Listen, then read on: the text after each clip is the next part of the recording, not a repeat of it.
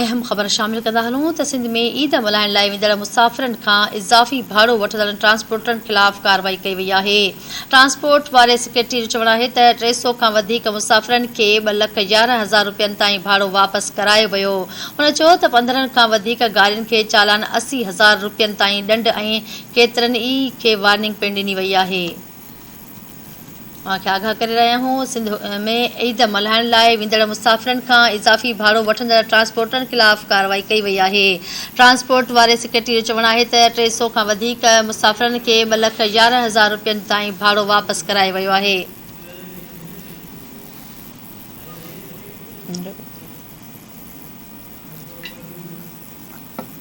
हुन चयो त 15 खां वधीक गाॾियुनि खे चालान 80,000 रुपयनि ताईं ॾंढ ऐं केतिरनि खे वार्निंग पिणु ॾिनी वई आहे।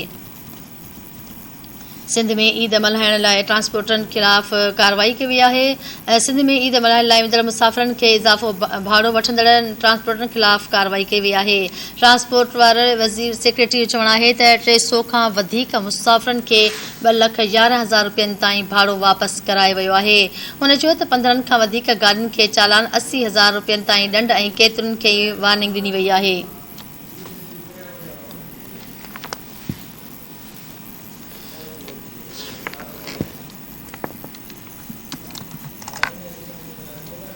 आगाह करे रहिया आहियूं। नासिन ट्रांसपोर्ट वारे सेक्रेटरी जो चवणु आहे त 300 खां वधीक मुसाफ़िरनि खे 2,11,000 रुपया ताईं भाड़ो वापसि करायो वियो आहे।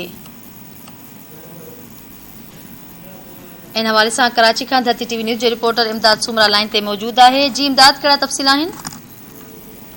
बिल्कुल वादो किरायो वठण पब्लिक ट्रांसपोर्टनि ख़िलाफ़ क्रैकडाउन शुरू कयो वियो आहे। जॾहिं त वादो किरायो वठंदड़ पब्लिक ट्रांसपोर्ट क्रैकडाउन शुरू थियण खां पोइ हिन वक़्तु जेको आहे मुसाफ़िरनि में मुख़्तार जी सूरत अख़्तियार करे वई आहे। जॾहिं त कराची खां ईद मल्हाइण लाइ पंहिंजनि आबादनि इलाइक़नि ॾांहुं वेंदड़ मुसाफ़िरनि खां वादो किरायो वठंदड़ पब्लिक ट्रांसपोर्टनि ख़िलाफ़ सख़्तु सिंध सरकार जेका आहे क्रैकडाउन शुरू करे छॾियो आहे। ट्रांसपोर्ट वारे अब्दुल हलीम शेख जी दावा आहे त सिंध जे 6 वॾनि शहरनि में 300 खां वधीक मुसाफ़िरनि खे 2,11,000 रुपयनि खां वधीक वादो किरायो वापसि करायो वियो आहे। संदसि जारी थियल बयान मूजिबि 15 खां वधीक मुसाफ़िर गाॾियूं जेके आहिनि उहे चालान कयूं आहिनि ऐं 80,000 रुपया ॾंढ विधो वियो आहे। जॾहिं त कराची ऐं हैदराबाद में 1 लख रुपयनि खां वधीक ॾंढ विधो वियो आहे। जारी थियल बयान मूजिबि सेक्रेटरी अब्दुल हलीम शेख पारां जेको आहे ट्रांसपोर्ट पारां वादो भाड़नि जी शिकायत लाइ ट्रांसपोर्ट खाते पारां अञा ताईं को शिकायती सेल जेको आहे क़ाइमु न कयो वियो आहे।